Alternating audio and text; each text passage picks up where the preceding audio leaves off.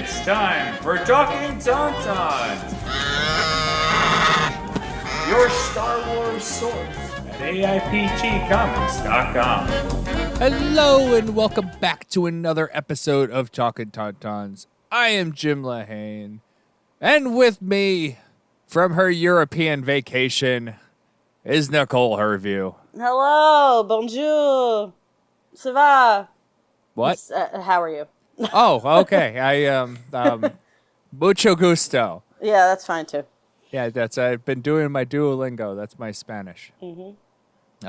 So, how are you doing, Nicole? Oh, I'm okay. I came back last Friday from mostly England, but kind of France for a few days as well, and immediately tested positive for COVID. So I'm doing great. I just tested negative for the first time yesterday, so...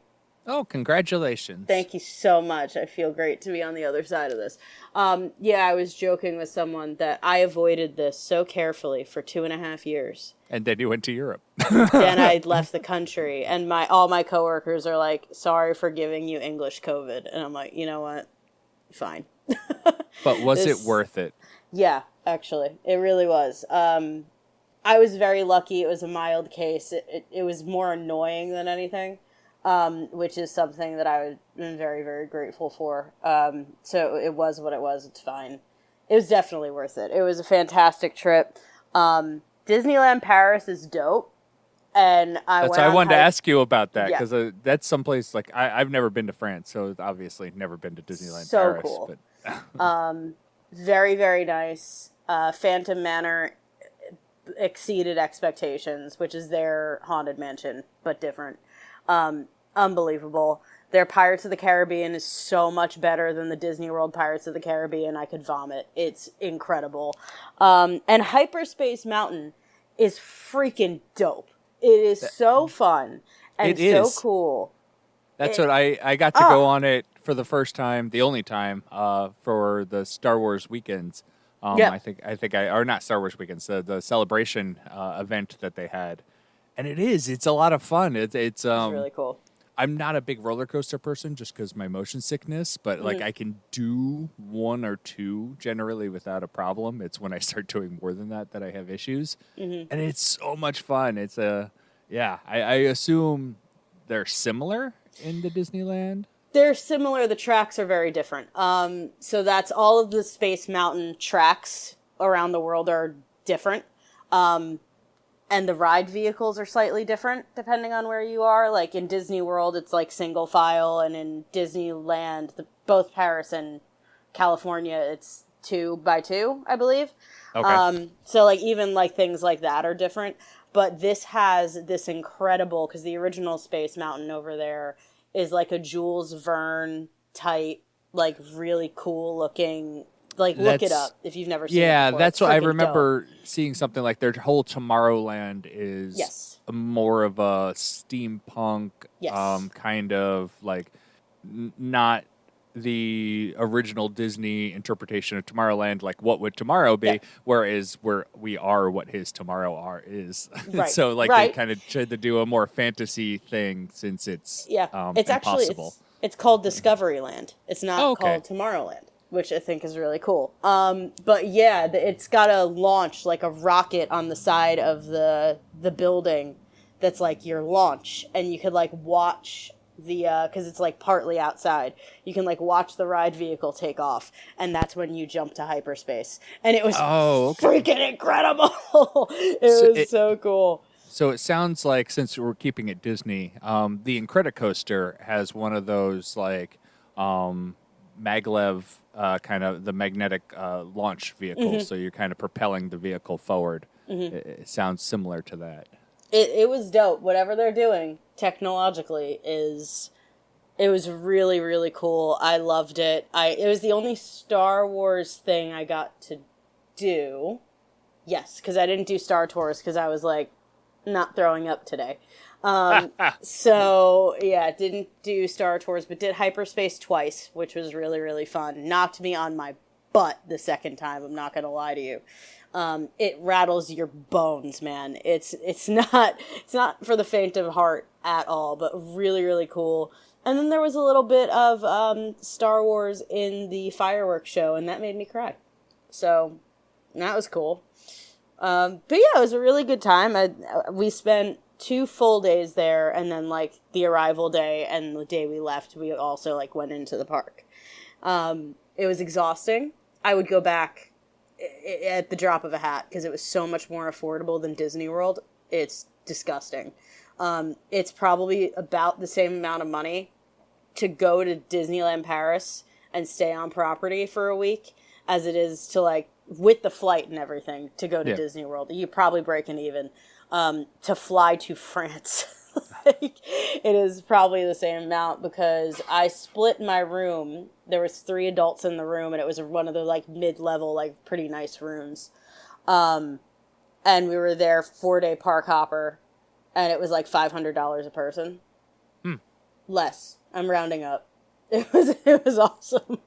Yeah, Disney World has gotten extremely expensive. Yeah. And they keep cutting back on stuff. And a lot of it was blamed on COVID, based on COVID, but they haven't brought a lot of it back. Yep. And so it's one of those, like, is it worth going down at this point? I'm kind of playing the waiting game. That's fair.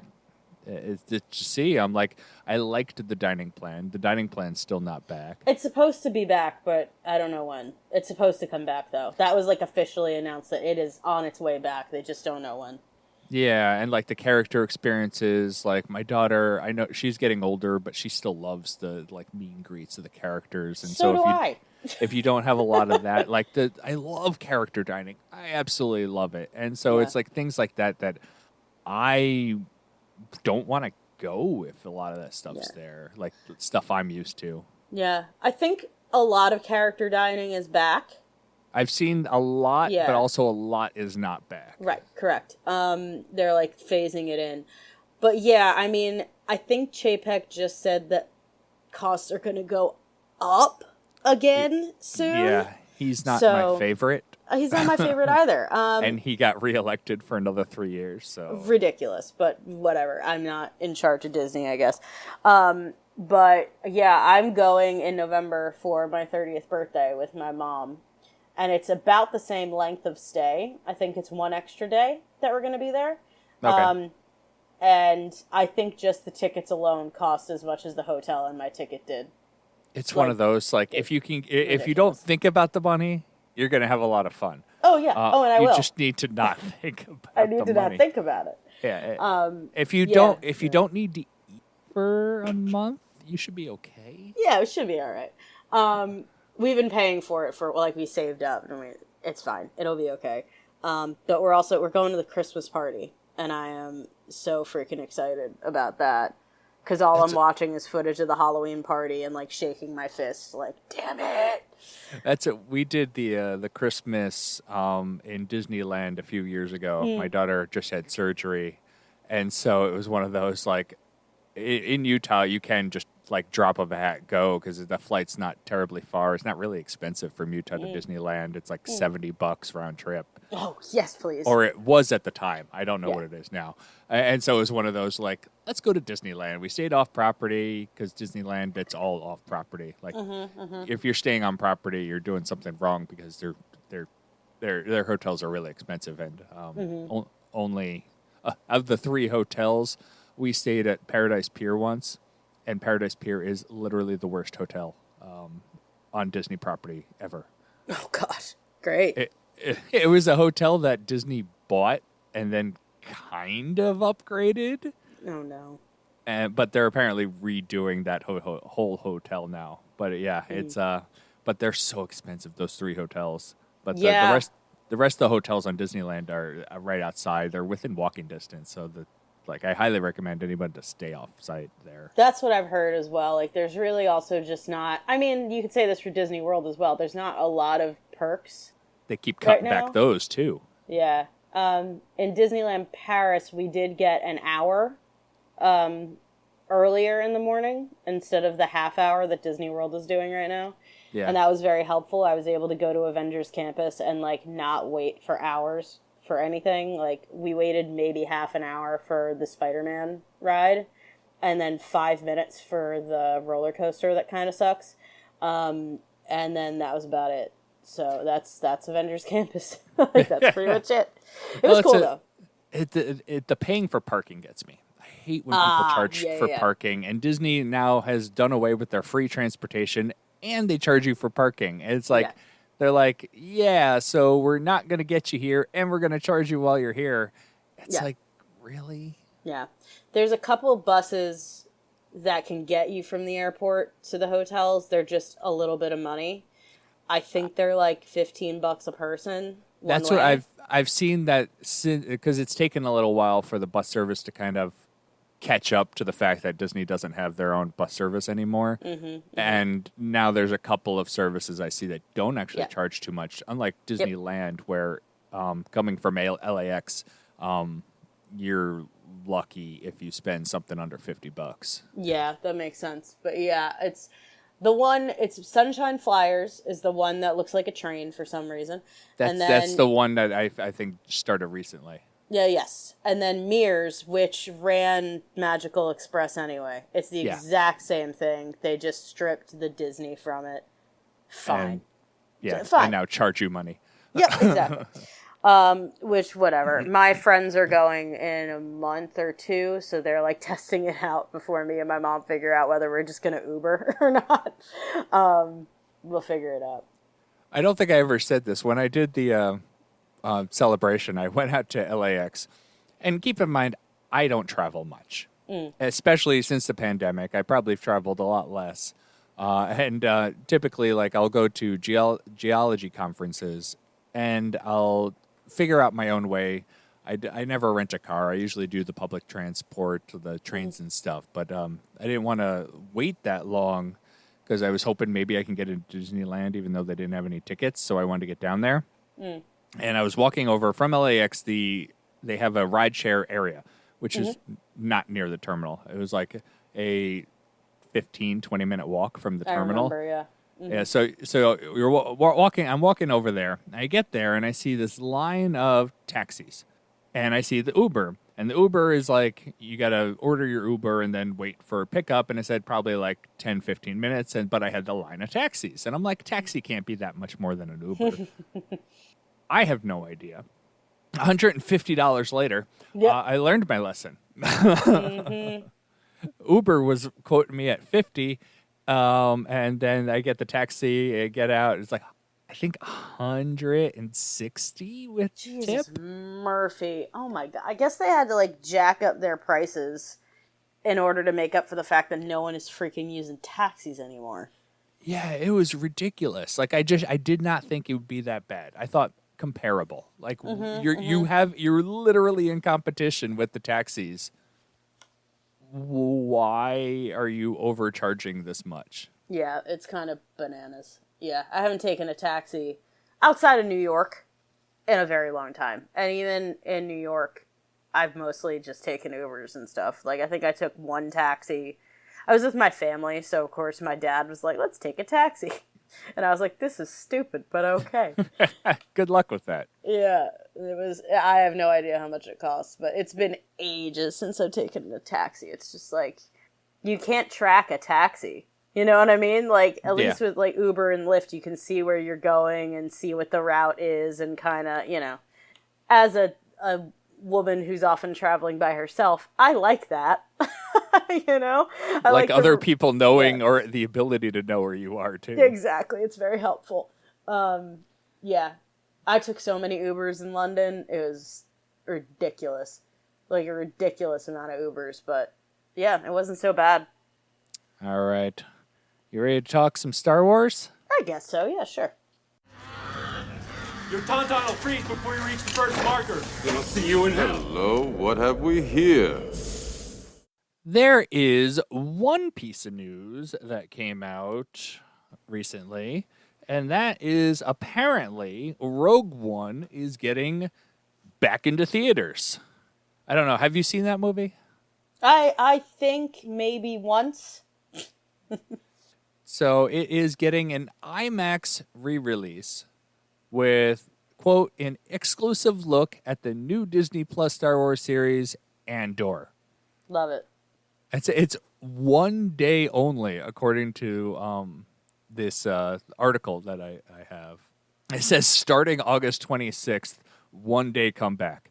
I'm like, then it's not starting the 26th. It is the 26th. Yeah. Interesting. So, but if you're able to go, I think that would be fun. I don't do movies all that much, but I don't even know if there's an IMAX anywhere near me. Yeah, I've got an IMAX like 5 minutes away, so I might try to catch it.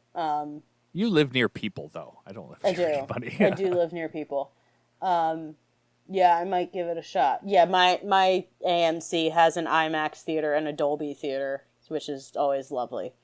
But yeah, I might give it a shot. I might see what's up because I love that movie. And I don't think I saw it in IMAX the first time. I don't know. I'd be interested what the Andor stuff that they're releasing, how different is it from the trailers that we've gotten, and is this like maybe like the first 5 minutes or something of the show, or like what is their plan? Because it doesn't really say. Yeah, because there's a big difference between like here's 2 minutes and here's 15 minutes. Like, what are we getting? What are we? Like realistically, what is this? Although, quite frankly, I'd pay to just see the movie and be perfectly fine with that. I knew that this was being re-released. And I was like, ooh, maybe. I didn't know about the Andor sneak peek. So it's just more icing on the cake, man. Like, whatever it is, I'll be pleased with it. Because I didn't know that was a thing. Yeah, no, it seems it's an interesting marketing campaign, especially 1 day.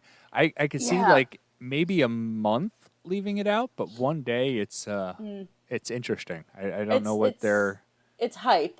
Yeah. For very little investment. You know what I mean? Like, it's a story whether you do it for a month or whether you do it for a day. But it costs a hell of a lot less, I assume, to run it for 1 day and get theaters to run it for just 1 day versus like a month. Because then you're filling a theater, hopefully filling a theater, that's taking away from another movie that would probably pay. You know what I'm saying? Like, you gotta pay to be in the theater. So yeah. It's a very low bar of investment for I guess they're hoping high return and hype. And because, I mean, obviously we're excited for Andor, but I think you're like general. Yeah. Like the casual fan, I guess would be thank you very much. Yes, you finished my thought. I appreciate it because thoughts are not finishing. Yeah, the casual Star Wars fan, I don't know how amped they are for this. I don't know because like Kenobi has the Ewan McGregor factor. Yeah, Ewan and the Kenobi factor. Yeah, but Ewan McGregor is a huge star. Like everybody knows Ewan McGregor, and like people know Kenobi because he's in like everything, 6 of the movies. Yeah. And so, like, you have that strong character. Andor is in 1 movie. Granted, it was a very popular movie, but it was a few years ago. A lot of the casual fans probably haven't seen Rogue One since it came out. And so, yeah, you're going to need to hype this up. I personally am super excited for this. I was more hyped for this than I was Kenobi. I had said that on the show just because it's something different. I was super pleased with Kenobi. I was unexpectedly pleased with Kenobi, but I'm excited to see where Andor goes. Yeah, I mean, I was definitely more amped for Kenobi because I'm a prequel baby and Ewan McGregor is a god. So yeah, I mean, it still exceeded my expectations and my expectations were high. Andor, I was like, this is dubious, but okay, go on. And then footage started to come out, and I was like, oh, now I'm really excited. Still not... It looks good. It looks so good. Not as excited as I was for Kenobi, just because of my attachment to the character. That's what you don't have the attachment to this character. No, not as much. Yeah, I don't know if any people really do, because he's only in the 1 movie. Like, he's a great character, but it's not Kenobi. I do have a Cassian Andor pop figure because I love him very much. I really think Diego Luna ate that role up. Like, he's so good. And I am excited to see what he does with this. I just wasn't convinced it was necessary, like, as a story that needed to be told. But they're convincing me. And that's cool. I think it'll be a good companion to Rebels. Sure. Is really what I'm hoping for. So, like, you have Rebels is the birth of the rebellion, but from the perspective of this one rebel cell. Yeah. I'm hoping that this will be a companion piece where you're getting view of maybe not the entire rebellion, but at least other rebel cells and kind of how they come together. That's what I'm hoping we're going to get with the show. But obviously, we could get anything. All we know is we have Mon Mothma in it, who is a huge leader of the rebellion. I'm assuming we're going to get Jimmy Smits back. Yeah, that'd be good. Yeah, the episode count is also ridiculous. Ridiculous. It's so long, and I mean that in a good way. They officially released the schedule, and it's pretty much what you would expect. They're releasing the 12 episodes straight in a row, 3 episodes on September 21st, and then 1 episode every week following until it's done with the first 12 episodes in right about Thanksgiving. That's going to be a lot. That's going to be a lot. Yeah, because I remember seeing that it leads through Life Day, and I was like, happy birthday, me. Here's more Andor. Hopefully it doesn't break my heart. So maybe towards the end, but we know Cassian lives. Until he doesn't. Until he doesn't. Poor baby. All right. That's all the news I got. Yeah. So I've been in a hole, so I've been in Europe. Technically, the UK isn't Europe anymore. So I was in Europe for like 4 days. Well, it's the continental Europe. It's not part of the EU, but it's part of the continent. It's an island. The UK is an island. I know it's an island. Thank you. So it's not part of continental Europe. It's an island. Technically, it's several islands. Yeah, exactly. But it's part of it is part of an island that is part of the EU. All right. We're doing geography right now. But no, I was basically in England and then France. So I was in England and then France and then my couch. Like, it's been nuts, dude, because I quarantined for 2 weeks before I left to make sure I didn't ruin my trip by catching COVID. To make sure you can quarantine when you get home? Yeah. So I quarantined for 2 weeks, went away for 2 weeks, quarantined for another week and a half, and now here I am. And I'm like, I haven't seen the United States in over a month. Like, I haven't been to a Target in a very long time. And I'm very upset about it. I hope you get grocery delivery because that sounds like you're just eating like the cheese that you left out for the mice. Correct. No, I ordered groceries. I did a huge grocery shop before I quarantined, and then as soon as I tested positive, my mom was like, "What do you need? Make me a list. I'll drop things off," because she's lovely. That's nice that you have people local. Yes, I do. My parents are 7 minutes away from my apartment, so nice. It's very nice. I was literally on her way home from Trader Joe's, so it was fine. But yeah, I was well taken care of. I was fine. Everything was okay. But I'm just like, wow, as soon as the Halloween stuff starts to come out, I'm not here. I'm upset, but it's okay. I immediately went to a Spirit Halloween. I tested negative, and I was like, goodbye. Spirit Halloween now. I noticed the spirits were starting to bloom. Yeah, they are. It's beginning to look a lot like my time. But it's the most wonderful time of the year. But yeah. So I'm going to go touch grass soon, which will be lovely. But yeah, I've been in a hole. I don't know anything that's going on at all in the world. I know a couple of things, but not related to Star Wars. That's okay. But today we are talking Lego. Yeah. You control the action with the new Lego Star Wars collection. So, released back at the beginning of August, but I wanted to wait till you were back from your trip to talk about it because I figured you would enjoy this this little romp. The Lego Star Wars Summer Vacation was released. Yeah, it was.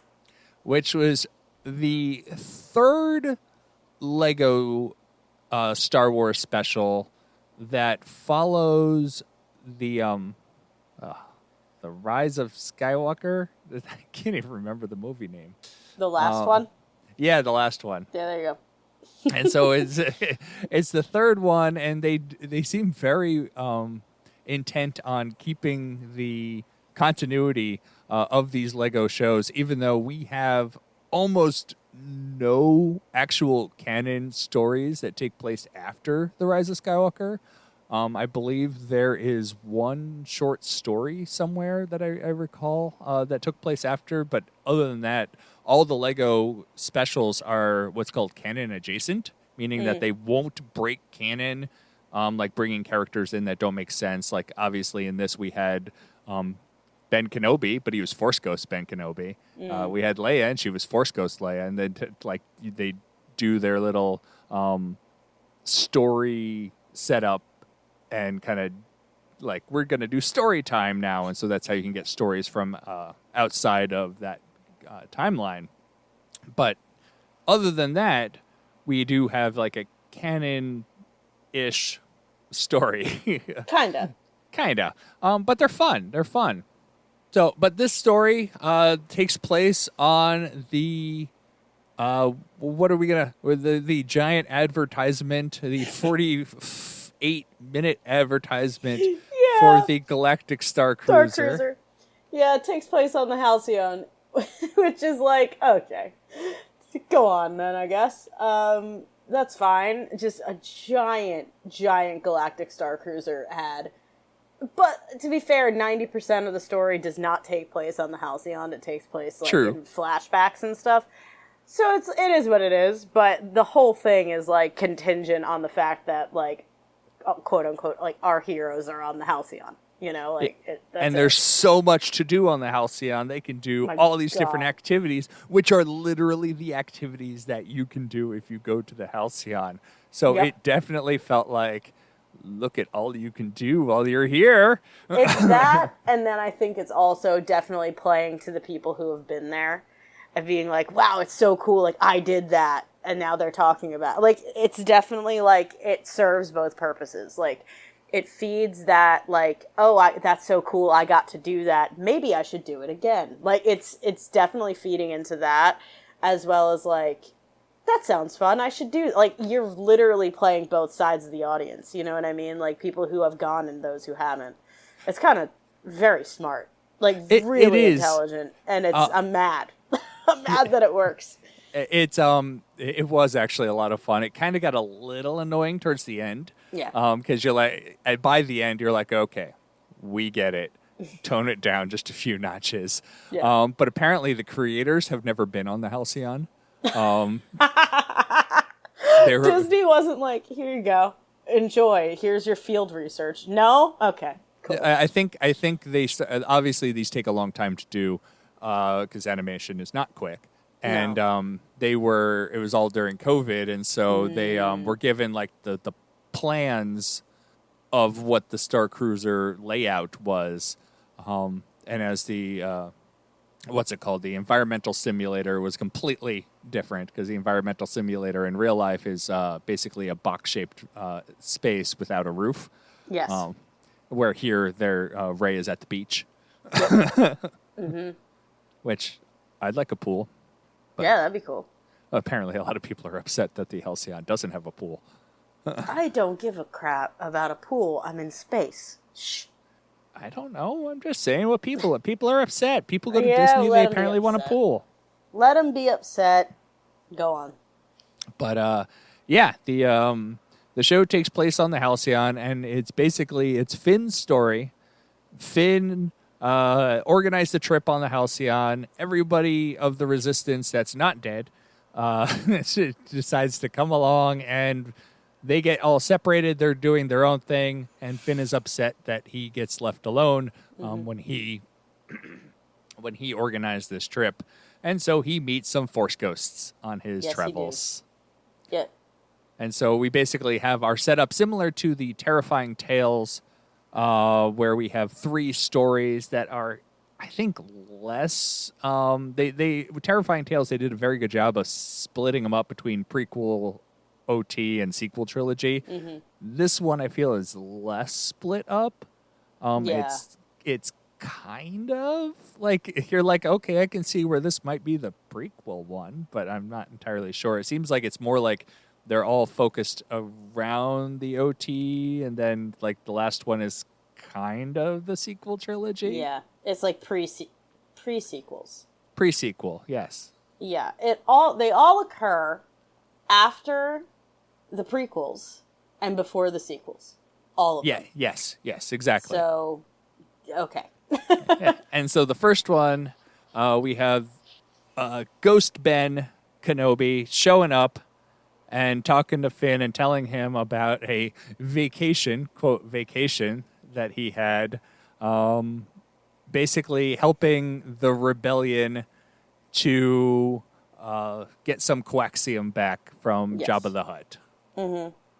And he ends up singing a little ditty. Yes. I did think the joke, like the ongoing joke of like, wait, Kenobi told you to have fun is like fantastic. It is a cute little story, I believe. Now, correct me if I'm wrong. The person who was his quote-unquote wife is Colvette Valeria?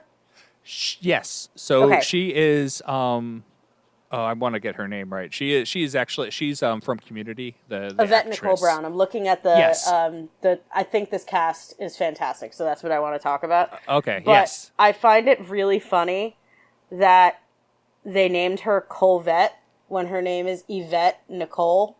So they just took the first and last syllable of her name and put them together and reversed them. So, and they did the exact same thing with Weird Al Yankovic being called Vic Vanko.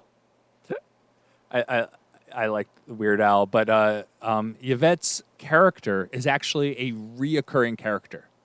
Oh, is it? So have I missed this? No, well, I don't. You haven't watched these. I want to kind of go back on one of our redos because I really enjoyed the show. It was the Freemaker Chronicles Freemaker Adventures. Yes. Mm-hmm, yeah, there's 2 seasons of them, and it's some of the best Lego Star Wars that they've done. Mm. And it was when they actually kind of fixed the formula. Like they were doing a bunch of Lego Star Wars specials, but a lot of it was making fun of prequels and stuff, and it wasn't. They had an audience, but it wasn't like the general like Star Wars fan. Whereas I think Freemaker, they're like, we're gonna fix this scenario, fix the formula, and it was a lot of fun. And so that's a lot of the characters that we get in these shows. These later 3 shows come from that original Freemakers show, like Graballa the Hutt, who was in the Terrifying Tales episode, was from the Freemakers, and so. Yvette's character is from Freemakers. Oh, cool. I did get the sense that I was supposed to know who she was. So that makes sense. I only knew that she was a recurring character because I've heard it stated elsewhere that they were excited that she came back. But also, like, when I see her character model and hear her voice, it's like when I heard her voice and I'm like, oh, wait, yes, you were like you were on Freemakers. Like that. Yeah. And I looked it up and just to make sure. I'm like, okay, yes. Yes, it makes sense now because it's supposed to take place. Freemakers is during the OT. Mm-hmm. I think it's between Empire and Jedi, where this story clearly takes place before the OT because Kenobi is looking young. He doesn't have any gray hair. He's got a mullet, which I appreciate, but no gray hair.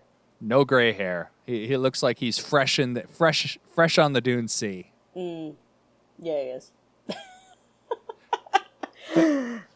No, I thought it was fun. I thought it was a cute little moment, and yeah, that would definitely be Obi-Wan's version of a freaking vacation because he's never relaxed in his entire life, which is sad. Which is truly, like, if you think about it, quite sad. But it also makes for good comedy in this special. I liked, you mentioned it before, the ongoing, wait, Kenobi told you to relax? There were a lot of one-liners in this episode that made me laugh. Yeah, I laughed out loud a few times and I was like, oh no. I'm laughing out loud at Lego Star Wars, it's fine. Which I do a lot, let's be real. This was well written. I enjoyed this. Like I said, there was a couple instances where I felt at the end it's like, okay, get on with the advertisement. But overall, I would say it was a lot of fun. It was. It really was. I do think the Anakin moments were my favorite. Like how he rolls up to go see Finn in like a scuba suit. And the scuba suit is making the Vader noises, and yet it's Anakin. And it's very Anakin, like very, very Anakin, and like pre-Vader everything. Like just everything about him is delightful, and the fact that it's Matt. Am I going to say his name right? Matt Lanter? Is it Lanter? I believe it's Matt Lanter. Yes, Matt Lanter, who obviously did Anakin's voice in Clone Wars. Hysterical. Also, Obi-Wan is his voice in Clone Wars as well. James Arnold Taylor. Thank you. That's it. So speaking about the voice cast, a lot of the actors from the Clone Wars were back in this. Yes.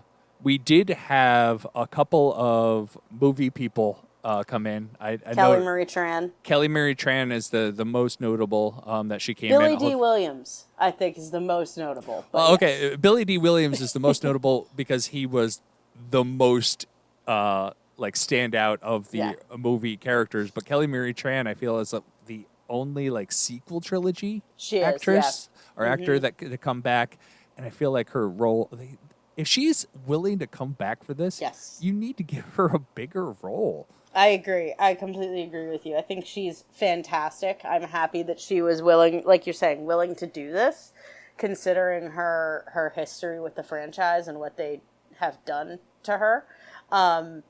She clearly loves Star Wars if she's willing to do this.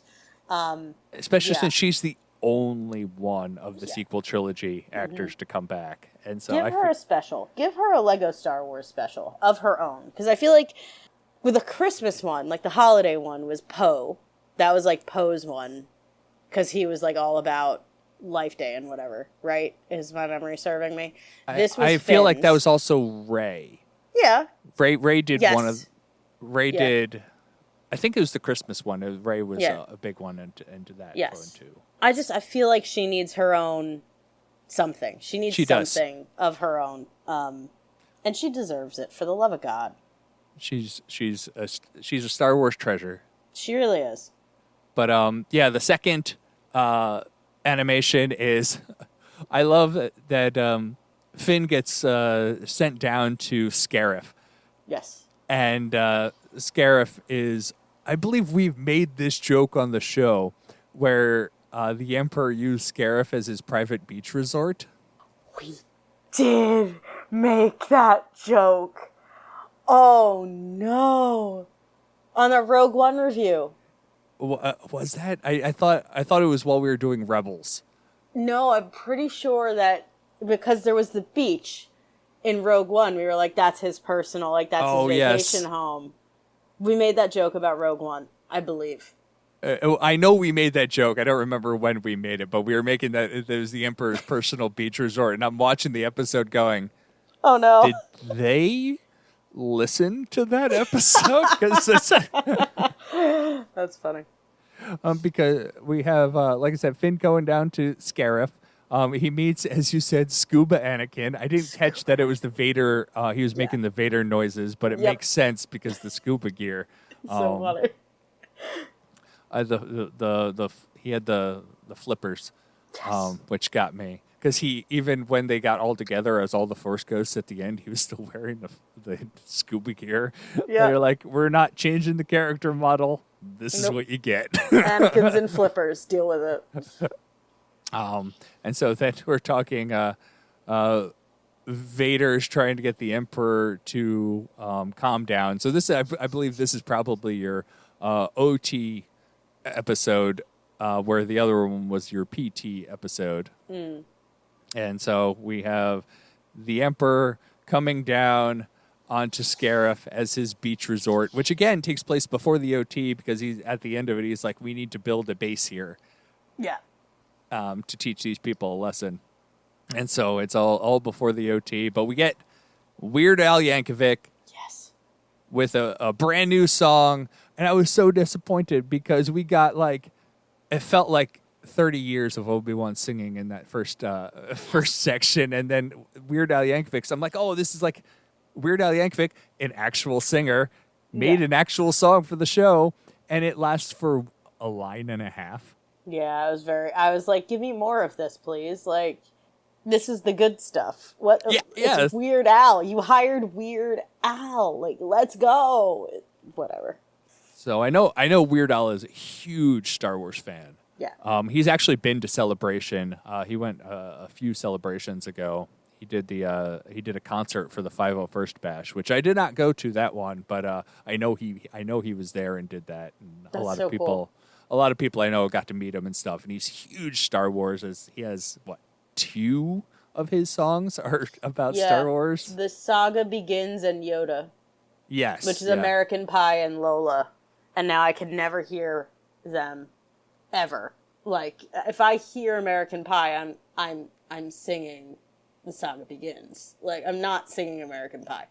I'm singing the Weird Al version. And same with Lola. I'm just sitting there going, Yoda, yo, yo, yo. It's so bad. That's okay. I love it. My wife grew up with New Kids on the Block. Huge New Kids on the Block fan. And whenever they do the right stuff, I do the white stuff. The white stuff in the middle. Yeah. Yeah. So good.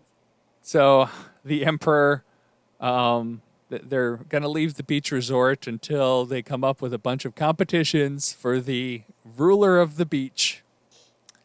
And yes, it's dumb. Yeah, it's dumb. I love it, though. It's fun. I laughed. And I liked the limbo stick being the lightsaber. The lightsaber. Yeah, I was actually surprised it wasn't the lightsaber. I'm like, it looked like a lightsaber the first, and then they switched it to Vader's lightsaber. And I'm like, it wasn't a lightsaber the first time? Yeah, right? So, but that one was a lot of fun. Like, all of these are a lot of fun. I liked the last one. We have Leia Force Ghost come in, and the more they use Leia, the more I like Leia. I love Leia. And it's like one of those, like you already started with a baseline. I like Leia, and they keep it like the Force Ghost Leia makes me sad every time. Oh yeah.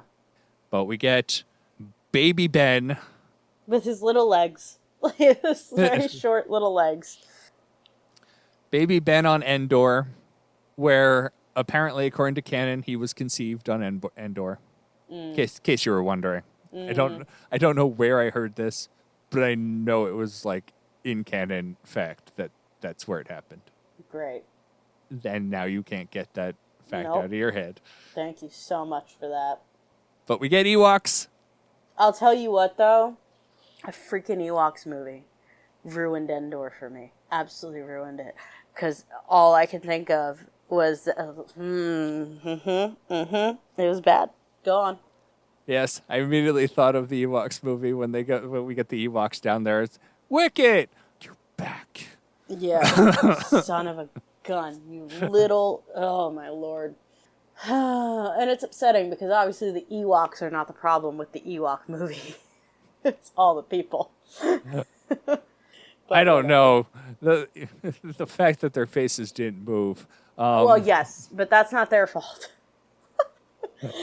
There's a lot. Fault. It's a lot of people's faults. Yeah, you're right. But the Millennium Falcon gets stolen by a bunch of joyriding teenagers. Well, more like one joyriding teenager who's bullying the other 3 teenagers. Yes, the whatever Kit Fisto is, that alien. That guy. He was a jerk. Was a jerk. But Ben Solo saves the day by flying the Millennium Falcon first.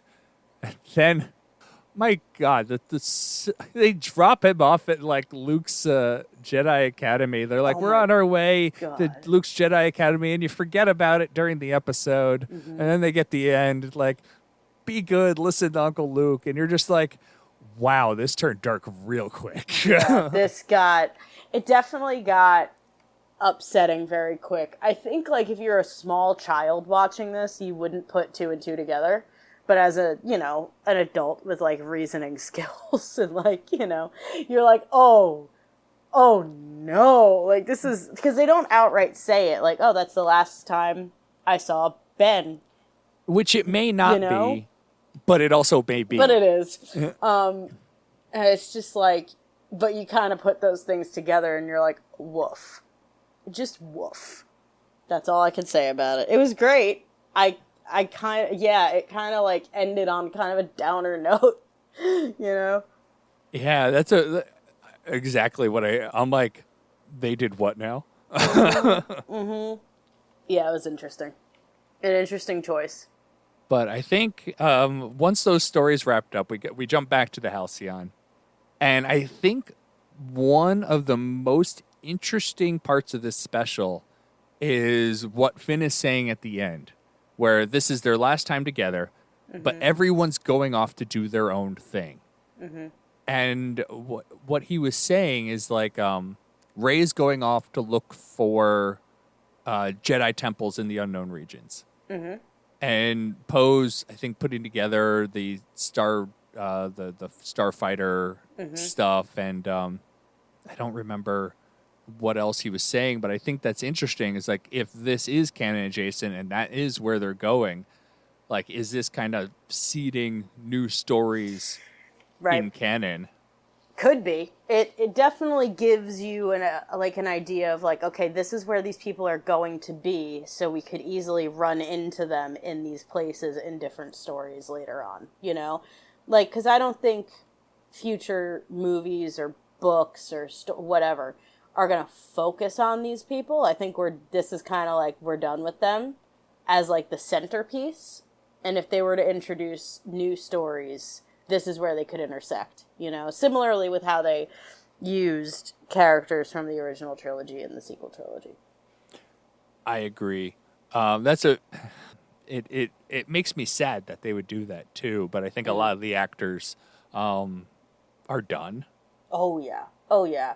Like John Boyega, 100%. Oh, he's done. I would be super surprised, but also Harrison Ford came back. Yeah. So it may not be, and Ewan McGregor came back even after like 9 years, 10 years of doing the character. So you give enough time, time heals all wounds. But I think that for the short period, John Boyega's not coming back. Daisy Ridley, I wouldn't be surprised if she came back, but I would also be not surprised if she didn't come back. Yeah. Mm-hmm. Apparently Oscar Isaac has said for the right story he would. I can see that. Oscar Isaac, I feel, is a lot like Samuel L. Jackson. Like, I'll do it if you want me to. Yeah, like, sure. I mean, he definitely seemed a little burned by, like, the end of the sequel trilogy, and, like, fine, I get it. Mr. Somehow Palpatine returned. But he just, I don't know. Allegedly he said that he would consider it for the right story, which is great. And clearly, Kelly Marie Tran is willing to at least lend her voice. At least lend her voice. I don't know, I don't know how far they could. Oh, they did mention Rose. I was looking it up now. She's off leading relief missions. Yeah. And I think Finn's plan was to go look for, I think other he said Force-sensitive people. Yeah, other Force-sensitive people, which is interesting that him and Rey are not together. Yeah. Yeah, because I think she's very focused on the whole Jedi thing, and he's not. Yeah, he's just looking for Force sensitivity, and she's kind of looking for, like, Jedi temples, right? So they're not the same thing. They're two aspects of the same thing, but not quite the same thing. Correct. So, yeah, no, I'd love to see, obviously, Kelly Marie Tran come back. And I think you're right. I think she needs her own thing, her own special, whether it be Lego, whether it be animated, whether it be live action. I don't really care, but I think she needs to be front and center. Like, I think she deserves that type of treatment, with being one of the only people that come back from the sequel trilogy time and time again. Like, she's been, I think, in at least 2 of these 3 specials. Yeah, I think you're right. Yeah. So I think that's all I got on this. Did you have anything else to add?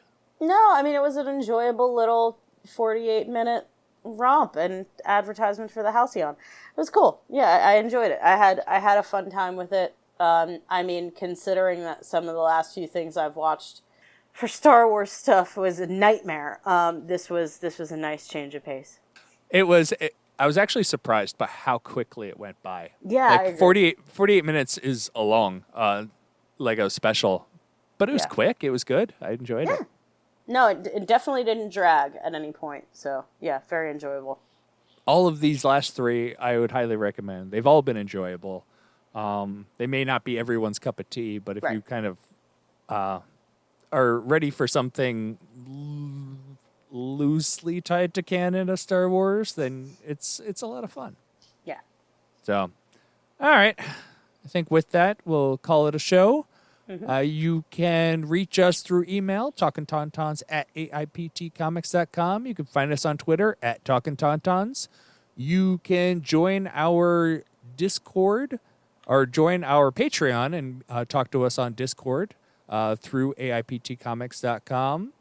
And you can leave reviews, download the show, listen to us everywhere that we are. Very good, Jim.